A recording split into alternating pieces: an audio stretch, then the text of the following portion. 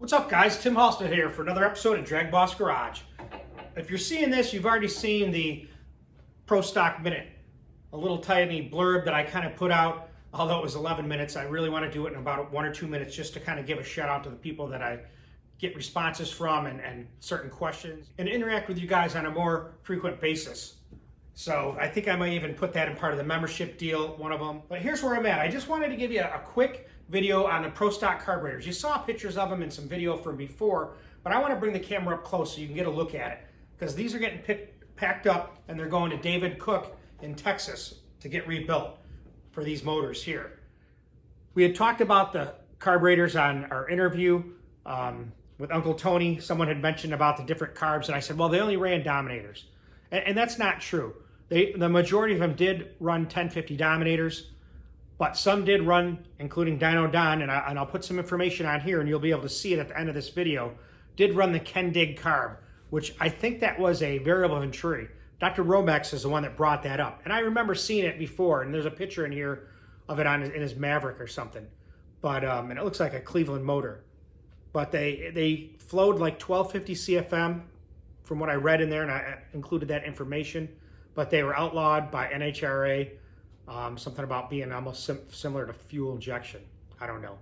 But Billy Ray Morgan, the Wizard, you've seen him on this channel before.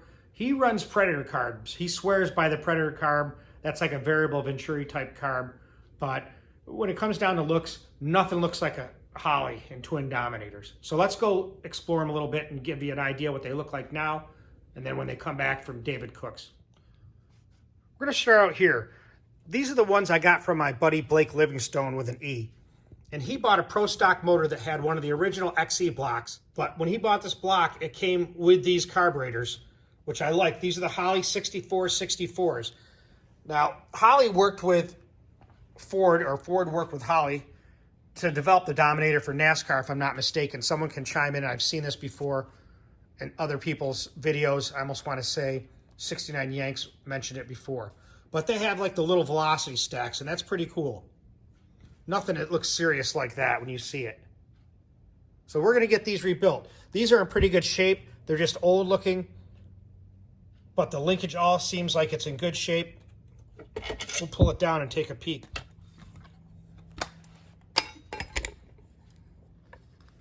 So these were on a Pro Stock motor. They look pretty darn clean.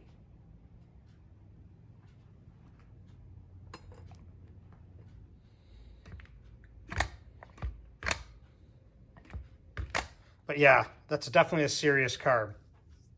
Now, I don't know if they used other Holley models other than just the 6464.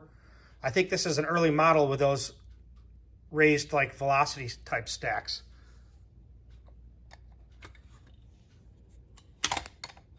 She works pretty good. She needs to be lubed up and have some new parts in there, but I think she'll do well. Now, here's the other carbs I got, and these I got from Matt Adams, and they were with that other intake. These, again, are Holley 6464s. Now, these are a little bit more rougher appearance, but nonetheless, overall, they're in pretty darn good shape. There's not a lot of pitting involved. The throttle bores seem good.